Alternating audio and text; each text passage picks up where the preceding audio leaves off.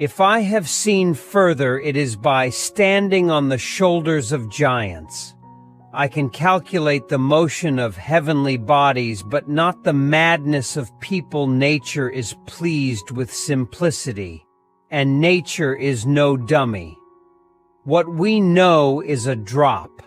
What we don't know is an ocean. Tact is the knack of making a point without making an enemy. Gravity explains the motions of the planets, but it cannot explain who sets the planets in motion. Truth is ever to be found in the simplicity, and not in the multiplicity and confusion of things. No great discovery was ever made without a bold guess.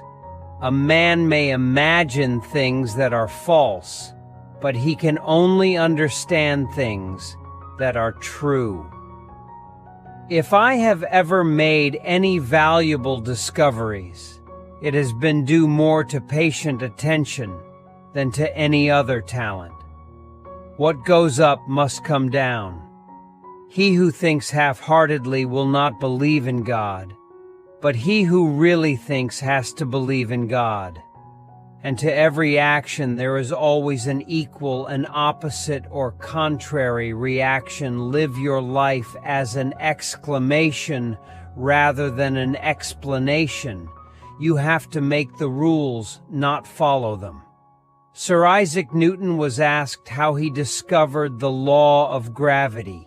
He replied, "By thinking about it all the time.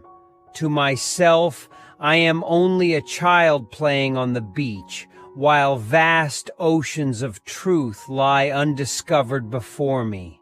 Tact is the art of making a point without making an enemy. I believe the more I study science, the more I believe in God. There is no God. No one created the universe, and no one directs our fate." The description of right lines and circles, upon which geometry is founded, belongs to mechanics. Geometry does not teach us to draw these lines, but requires them to be drawn.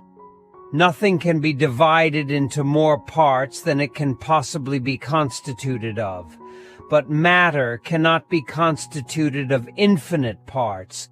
This most beautiful system of the sun, planets, and comets could only proceed from the counsel and dominion of an intelligent and powerful being.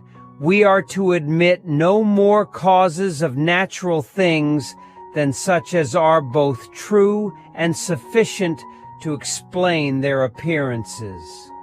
The proper method for inquiring after the properties of things is to deduce them from experiments. As a blind man has no idea of colors, so have we no idea of the manner by which the all-wise God perceives and understands all things.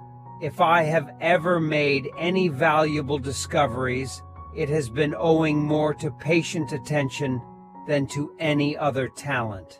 To myself, I am only a child playing on the beach, while vast oceans of truth, 10-second, lie undiscovered before me.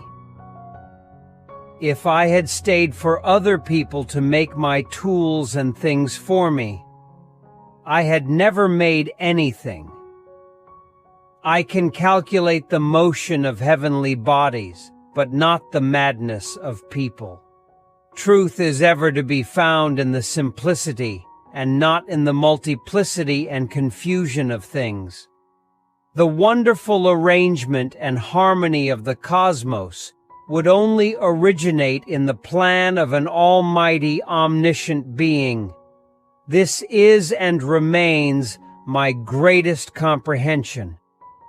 Let me think. I wonder if an anvil will drop like an apple. If I have seen further than others, it is by standing upon the shoulders of giants. The best way to understanding is a few good examples. My powers are ordinary. Only my application brings me success. You have to make the rules, not follow them. All knowledge and understanding of the universe was no more than playing with stones and shells on the seashore of the vast imponderable ocean of truth. If I am anything, which I highly doubt I have made my so by hard work, he who thinks half-heartedly will not believe in God, but he who really thinks has to believe in God. Truth is the offspring of silence and meditation. Poetry is a kind of ingenious nonsense. I understood. I have understood. I do understand. What we know is a drop. What we don't know is an ocean. Trials are medicines which our gracious and wise physician prescribes because we need them, and he proportions the frequency and weight of them to what the case requires. Let us trust his skill and thank him for his prescription. If I have seen further than others, it is by standing upon the shoulders of giants. God without dominion, providence, and final causes is nothing else but fate and nature.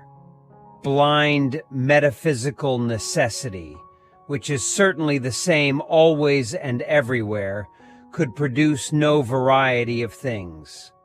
All that diversity of natural things which we find suited to different times and places could arise from nothing but the ideas and will of a being necessarily existing.